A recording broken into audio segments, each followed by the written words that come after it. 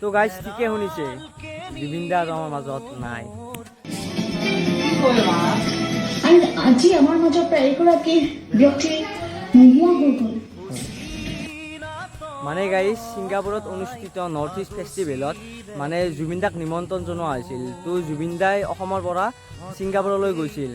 তো গাইজ এতিয়ালৈকে মোৰ বিশ্বাসে হোৱা নাই, মানে মই বিশ্বাসে কৰিব পৰা নাই। কাৰণ গাইজ যোৱাকালি নিশা ইনষ্টাতে জুবিন দাৰ এই সাগৰৰ পাৰতে, ছিংগাপুৰৰ সাগৰৰ পাৰতে যোৱাকালি নিশা এটা প্ৰগ্ৰেমো দেখিছিলোঁ। মানে গাইজ এতিয়ালৈকে বিশ্বাসে হোৱা নাই যে জুবিন দা আমাৰ মাজত নাই আৰু। তো মানে গাইজ জুবিন দা আজিৰ দিনত সাগৰত স্কুবা ডাইভিং কৰিবলৈ গৈছিল। তো তাত যোৱাৰ পিছতে যেতিয়া জুবিন দাই সাগৰৰ তলত যায়, তো তেতিয়া অক্সিজেনৰ ফলত অচেতন হৈ যায় জুবিন দাৰ। আৰু তাৰ পাছতে জুবিন দাক ছিংগাপুৰৰে এখন হস্পিটেললৈ নিয়া হয় আৰু তাৰে ডক্টৰবোৰে জুবিন দাক মৃত্যু বুলি ঘোষণা কৰা হয়। আৰু বাকী গাইজ মই ইমান ভালকৈ নাজানো, তো যিখিনি জানো আপোনালোকক ক'লোঁ। বাকী বেলেগে যাতে বেলেগ বুলি নাভাবে ভিডিঅ'টো বনোৱাৰ কাৰণে।